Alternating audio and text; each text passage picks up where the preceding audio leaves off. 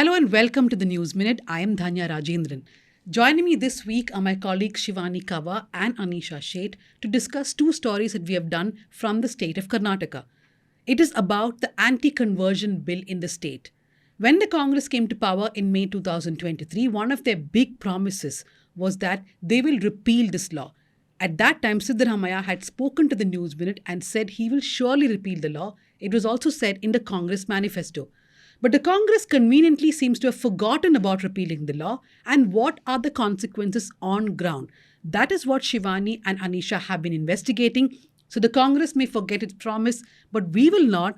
And that's what we promise through our journalism, stories of impact. Let me tell you that's possible only because we do not take money from any governments, so we can question them. We're a completely ad-free platform. We depend only on you, the readers. So do become a subscriber. It's now a joint subscription. You take one subscription and you get access to News Laundry and the News Minute. Shivani and Anisha, two stories. The first story by Shivani was about how the sub-registrar offices that are supposed to register weddings are actually asking couples to show their Aadhaar card and also that their parents have to come as witnesses. So the first story, Shivani, is an investigation that you did into how the sub-registrars are asking for the parents' consent or the parents to be witnesses when there is an interfaith marriage to be registered, Yes. right? So could you explain why you did the investigation? So we were approached by an interfaith couple, a Christian woman and a Hindu man, who wanted to register their marriage at Indiranagar sub-registrar office. So they had gone to inquire about what documents are needed to register the marriage. So one of the requirements that they were told was the woman's parents need to be there as the witnesses. So according to the law, you need to have 3 witnesses. So that can be anyone who's above the age of 18. It could be your friend, your colleague, or any acquaintance. There's no specification or mandatory thing that you have to bring your parents. So they were quite shocked about why was it necessary to bring parents, and specifically 2 of the woman's parents, and the third can be the man's parents. They even went to the lawyer's office near the sub-registrar office, and that seemed to be a pattern because the lawyer also insisted that Bring your parents. bring the woman's parents. That's when they approached us. So we decided to go and check what is happening in sub-registrar So office. you pretended that you're about to get married. Yes, that's what I did. Visited around 9 sub-registrar offices. So among them, one glaring point for me was when I visited Shantinagar sub-registrar office. The official asked me to come to their cabin, and she's like, so you want to register your marriage under Special Marriage Act. How old are you? So I go like, I'm 25. I'm a Hindu. Then she wants to know what the religion of my partner is. And I say 28-year-old Muslim man from, because they also want to know specifically what place the person is from. And then I mention it's Kerala. Then she goes on to ask, basically in a way like, so like, are your parents okay with it? Because I asked them what do I need to bring my witness, what kind of witnesses are needed? And she says parents are necessary. And when I questioned why parents, because the law doesn't mandate that, she goes on to say, we prefer parents. We want parents as mandatorily to be the witnesses. And like there was no scope for negotiation there because she wasn't ready to listen to what I was going to say next. That was it. Like, you have to bring your parents and you have to get Aadhaar card of the bride and the groom. So what did the rest of the sub-registrars tell Shivani? You have to read that story on the News Minute. You can go to our Karnataka section or our homepage. You will see that story. I want to now turn to you, Anisha. So what Shivani is saying is also a consequence of the anti-conversion law, right? The law itself is so stringent, which was brought by the Bombay government, which basically puts the onus on the couple. That is, if anybody comes and complains about your interfaith marriage, then you could be in trouble. So is that a reason why the sub-registrars are insisting on this? See, it's hard to tell, but I think that at a psychological level, it does play out in the minds of government officials, because tomorrow somebody may come and ask them, or, create a ruckus or whatever, that kind of a situation they may face tomorrow. And it could also be, see, they may be government officials, but they're also very much a part of society.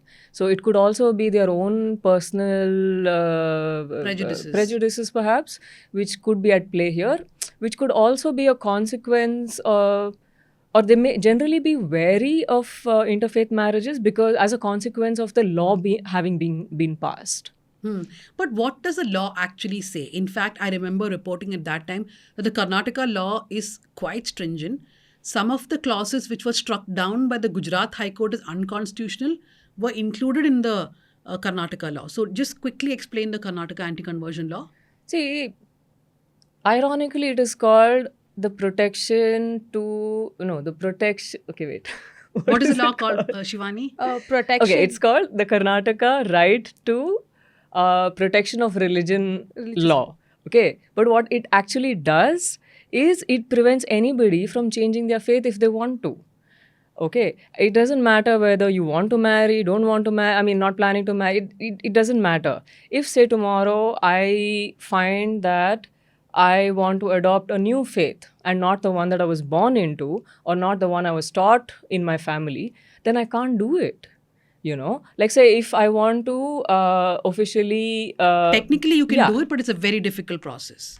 It's very difficult. So difficult that it actually makes it makes me a criminal for wanting to change my faith.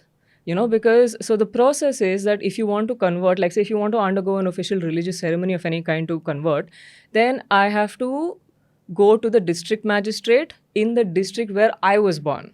File a declaration 30 days before I want to convert. And then even after I convert, I have to file another declaration explaining, giving a whole bunch of documents, including details about the nature and the process of the conversion ritual itself, and Aadhaar card, identity proof, etc. And then this again has to go back to the district magistrate of the district where I was born. And then I have to go back... Get the clearance. No, 21 days later, I have to appear in person before the magistrate. And then before the conversion process, after the conversion process, the district magistrate will call for objections. And if there are objections, then they will conduct an investigation on whether or not my intentions are genuine. So then I have to prove, and this is a specific clause in the law, that the burden of proof is on the person wanting to convert. And then I have to prove that I was not induced by anybody, I was not given any kind of allurement, as the law likes to call it, to prove that my intentions are genuine, that nobody else influenced me to convert. So for those watching, what Anisha is talking about are people who want to convert. Shivani's story is about interfaith marriages, where the law says that if you are having an interfaith marriage, no matter if you want to convert after the marriage or not. A lot of people do not convert after an interfaith marriage, right? Yeah. But still, there's a 30-day window where anybody can raise a complaint. It's not just your family, right, Shivani? Yeah. Sorry, just a minute. Like I forgot to mention the part where it makes... one of the things about allurement, one of the definitions of allurement is also promise of marriage. Now say two people fall in love, they want to get married and they happen to be interfaith, okay? And for whatever reason, the relationship falls apart or one of them doesn't want to do it or whatever, it doesn't matter. So then also it leaves, one of the parties open to abusing the law. Because then you can say somebody promised to marry me and then didn't. Relationships can fall apart for all kinds of reasons. Also, the conversion of a woman, a Dalit person or a tribal person or person of unsound mind punishments are harsher. So basically means that if I'm a woman who wants to marry a man of a different faith, then the law is going to be extremely harsh on me because built into the law is a logic that I cannot think for myself. So it's so patronizing, so patriarchal and casteist that, so then what happens is that the, man has to bear the brunt of the law. What did you pick up from the story? Was this the reason why the sub-registrars were being very strict? So we did speak to a few of the few of the bureaucrats there, and they did mention that a lot of times the sub-registrars impose these kind of rules, made-up rules, because there have been instances where parents have come and complained to the sub-registrar saying, why are you registering the marriage? Because we have not consented to this. Which is why the bureaucrats think that could be one of the reasons why sub-registrars are coming up with these rules, but do not have the authority to do so, because Special Marriage Act is for those who do not want to convert and want to have a secular marriage without any custom or anything. And there's also provision to register your marriage under the act if you've already married. But here, what we are seeing is sub-registrars just imposing some made-up rules, And they're also asking for Aadhaar card, yes. So the difference is that for online application under the SMA is that Aadhaar card is mandatory, because the online portal where you register requires because Aadhaar is the only way you can the authentication happens. But offline, you can use any government issued ID, but some of the sub-registrar's office insists that it has to be Aadhaar card. So I suggest that you all go read the story. If not for anything else, and Shivani pretended to be wanting to get married at least 9 times, which is a record, Shivani. Congratulations. And to Anisha's story, which is also very, very important and took more time to actually execute.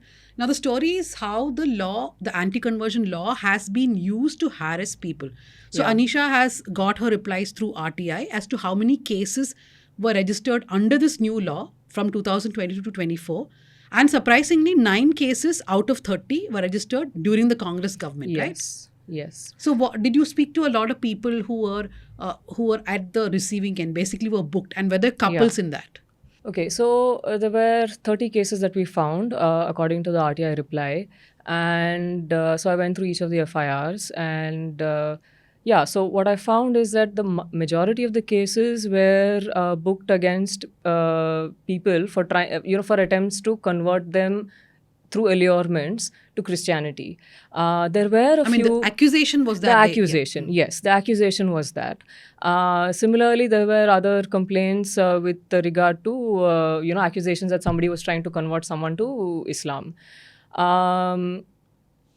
There were some cases which pertain to interfaith couples as well in that, but the majority of them were for people who've been accused of trying to convert others to Christianity. So let me just interrupt you there. When the marriage, it's the parent who's complaining.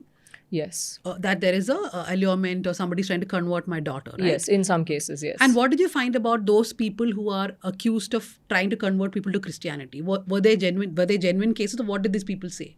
So, in a lot of cases, charge sheets have been filed. Basically, the investigation is complete, and then, the police frame charges, and then it goes to court. But in a lot of cases, the police have actually filed what is called a B report, which means that, there's nothing in the allegation. When you read the FIR, some of them are, quite strange. I was standing in the middle of a road, and, somebody came up to me and, I was, riding on my two-wheeler on this road, and somebody stopped me, and then, tried to convert me, abused my gods, and, said if I convert to Christianity, Jesus will look after me, and my health will be taken care of, education will be taken care of, all that stuff.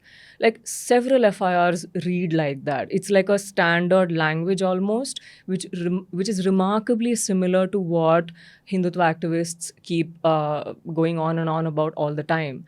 So, and this is not a coincidence, because in 2021, the year before the law, came into being, PUCL, the People's Union for Civil Liberties in Karnataka, they found that 39 attacks had been carried out against Christians, and in every single one of them, it was extended activists of the Sangh Parivar which were behind it, local activists. In fact, Pooja Prasanna, our colleague, had done 2 very crucial stories that year about how these attacks were timed so that a push could be given for the law. Exactly. So attacks happened, and some of the MLAs of the BJP were BJP in MLAs, the forefront of some of these protests. And immediately a bunch of these groups go and petition the Chief Minister with a draft law. They go and give it, immediately the BJP brings it to the assembly. So there was a whole pattern here. Now, before we wrap up, so do read Anisha's story, because she has spoken to at least 6 people against whom cases have been filed using this law. And some of it is personal vendetta, like somebody doesn't like somebody because of some other reason. They're just putting a case under the anti-conversion law. The real question here is, why has the Congress government, which came to power making this particular promise, not repeal this law? Shivani.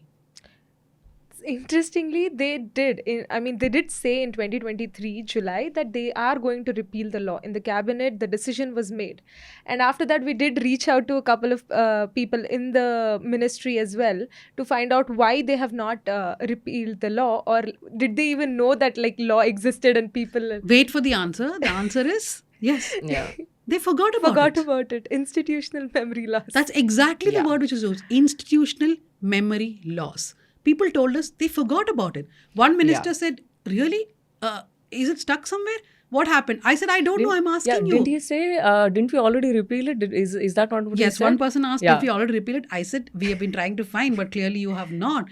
So they forgot about it. Yeah. This is one of their promises and they forgot about it. Yeah. So, I mean, just to remind you, the havoc that it has wreaked in a lot of people's lives is not something that is easily, is not trivial. Like 30 people have been arrested under this law, and like everybody that I spoke to talked about how they've just been accused of just simply practicing their faith. They want to pray to a particular god, and somebody says, "Who are you to do so?" But at every point they've been asked. This one woman I spoke to, she talked about how her neighbors, her own neighbors, the entire village turned up at her house one day and said, you need to you stop praying to Jesus, stop doing all this. If you want to do that, leave the village. They harassed her to a point where they cut off her electricity connection, water connection, and some of them were, Gram Panchayat elected representatives. So they did, in fact, have that kind of control and influence, rather. So there's so much going on. Though they forgot about it, the point is that there are consequences for this law. And this is a major promise by the government at that time. So our question is also to the Congress, to both these stories, that what have you done about your promise? And to the Sangh Parivar groups or whoever are behind these cases. Because even if the law is repealed, if the BJP does come back to power at some point of time, I'm sure they will try to bring the law back. So just wrapping it up here, telling everybody to please go read these two stories, because it took weeks of reporting. It's not really easy to track down some of these people and to make them share their life experiences with us. And of course, Shivani had to pretend multiple times that she is getting married. So do read these stories. Do write back to us. Tell us if you have had experiences with sub-registrar offices where they've insisted on things that are not even part of the law. We would be glad to do stories about it. And as I wrap up, reminding you again, this kind of reporting is not possible if readers do not pitch in. So do become a subscriber. And if you did not know, now if you take a subscription of the News Minute, you also get access to News Laundry, all their podcasts, all their shows, and even their stories behind a paywall. So do keep reading news. Do keep watching and listening. Thank you very much.